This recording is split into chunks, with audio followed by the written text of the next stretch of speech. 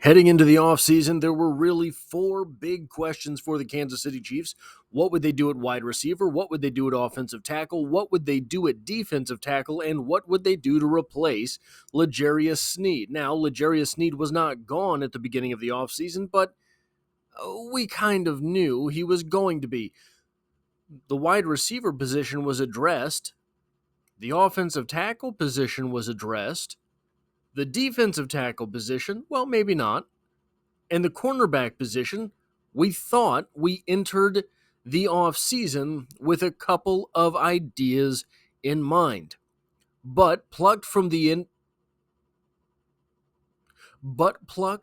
is probably not a great combination of words. That's unfortunate. But, however, stolen from the Arrowhead Lines article today out of Arrowhead Pride, a bit of an article from the Arrowhead Pride Premier, I think, article titled Looking Ahead for 3 Bold Predictions About Training Camp. We get this following gem from the website. This is, how are we going to replace L'Jarius Sneed? And the article itself suggests Najee Johnson wins the starting cornerback role opposite Trent McDuffie. I know many folks are bullish on Joshua Williams taking over in the base cornerback role across from McDuffie because he is the higher draft selection, and usually that comes with greater upside, but I'm not sure that matters here. Defensive backs coach Dave Merritt has expressed some slight disappointment that neither Williams nor Jalen Watson has been able to capture the role full-time. Now that L'Jarius Sneed is no longer in Kansas City, I'm not sure they simply give it to the best of the two players. Thinking back to last year's camp, it appeared that 2022 7th-rounder Najee Johnson was set to win the outside cornerback role in the nickel package before tearing his ACL. Now he enters camp fully healthy. That can always be a question, but if that truly is the case, I like him over Williams and Watson. Kansas City has said McDuffie won't be a precise replacement for Sneed, meaning that he is likely to continue moving inside and outside.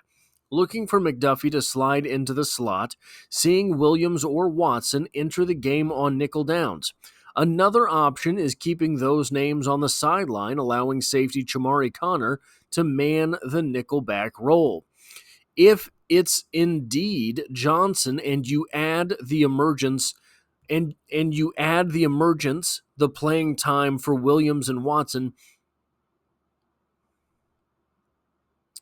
the playing time for Williams and Watson may look drastically different in 2024.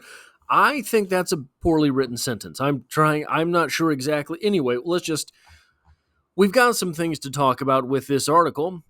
First off, this here is absolutely true. Neither Williams nor Jalen Watson has been able to capture the role of starting cornerback full-time. If you have been around this channel for any period of time, you have caught me talking about this, I believe, for 2 seasons now. Jalen Watson came on hot and looked the part of a starter very early in his career. He never really got better. So what I'm saying by that, I do not mean that as an insult to Jalen Watson. It might be that he entered the league closer to his ceiling than his floor. It may be his potential is just maxed out. It may be that he just needs a few more reps to get better. It's hard to say. I think he has better cornerback play in his future than in his past. I think that Jalen Watson is going to continue to develop, even if he maybe had a sophomore slump in the NFL. A couple things otherwise worth talking about here. Thinking back to last year's camp, it appeared that the 2022 7th-rounder Najee Johnson was set to win the outside cornerback role in the nickel package before tearing his ACL.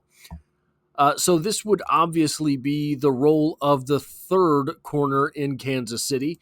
This would be, you have L'Jarius Sneed on one outside, you have Trent McDuffie in the slot, the other outside.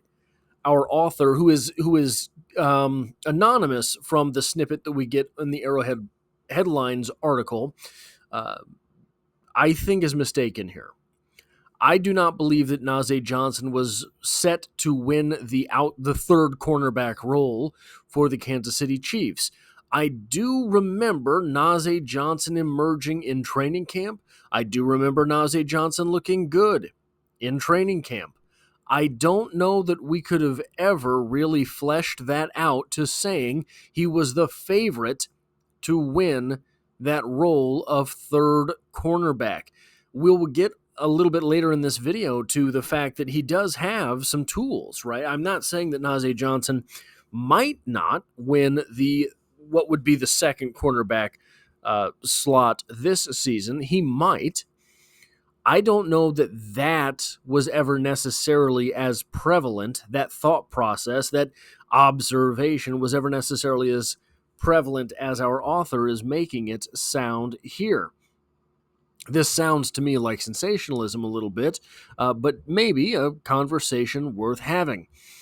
Now, looking at this article in totality, if you were going to tell me that Najee Johnson wins the number 2 cornerback role for the Kansas City Chiefs in 2024, I think so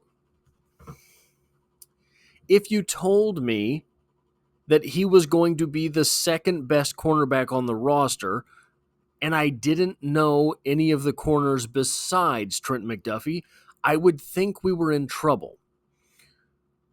However, I do believe that both Joshua Williams and Jalen Watson are starter-level corners in the NFL. Now, guys, not high-level they're not Trent McDuffie. They're not L'Jarius Sneed. I'm not making that claim.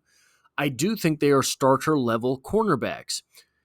So if Najee Johnson does emerge as a starter over those two guys, it means very good things for the Kansas City Chiefs. So let's look at what we're talking about when we talk about Najee Johnson. Najee Johnson is 5'10" and 1/4 inches tall compared to L'Jarius Sneed, 2 inches taller at 6 foot and 1 inch tall. Najee Johnson is actually heavier than L'Jarius Sneed was at the Combine, weighing in at 199. L'Jarius Sneed early in his career, 192. L'Jarius Sneed ran a 4.37 40-yard dash, which is absolutely blazing, but Najee Johnson ran a 4.38, no slouch on his own. Najee Johnson with a 42-inch vertical leap, 1 inch better than the 41 posted by L'Jarius Sneed.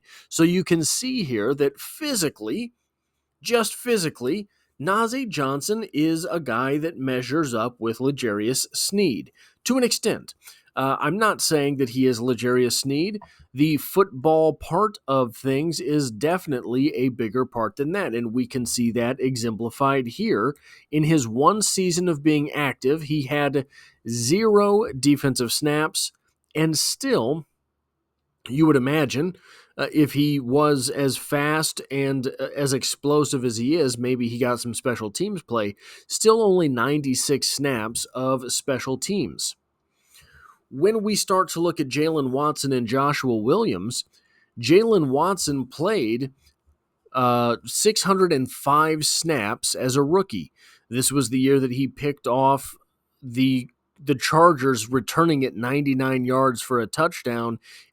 Old Justin Herbert himself, 99 yards for a touchdown to seal that game. And in 2023, he had 440 defensive snaps. Joshua Williams played 437 snaps as a rookie and 321 in his sophomore campaign. Now, these numbers are maybe not particularly promising, maybe not all that much to get excited about, but there's a little bit of something that needs to be pointed out here. 2022, Jalen Watson burst onto the scene as a rookie with 605 snaps. Joshua Williams that same season had 437 promising snaps for the young cornerback.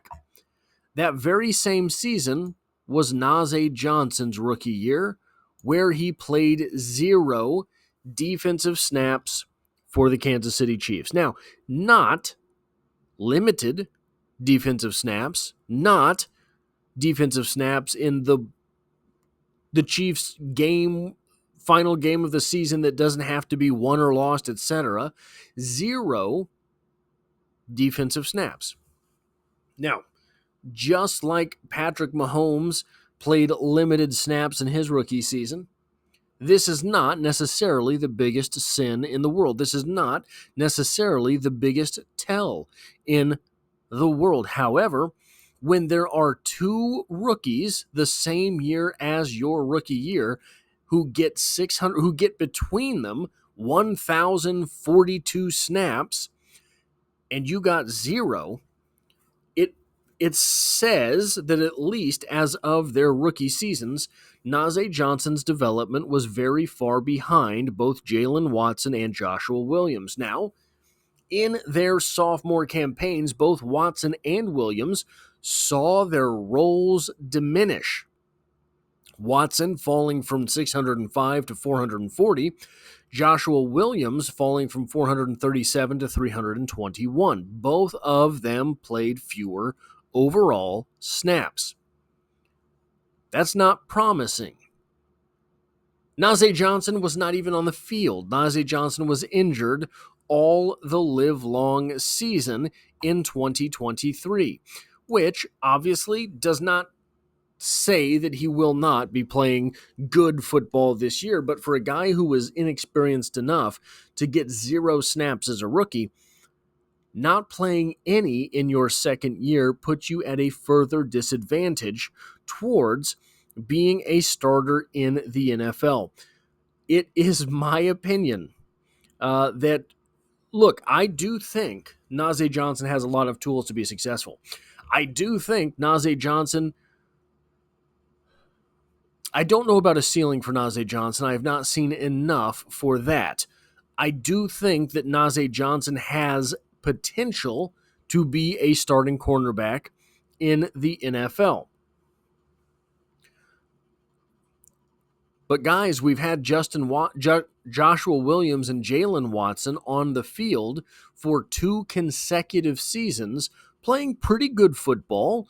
Maybe not starter level football, but pretty good stuff out there on the field. Jalen Watson flashing from time to time with really good play. I don't know where Najee Johnson fits into this rotation.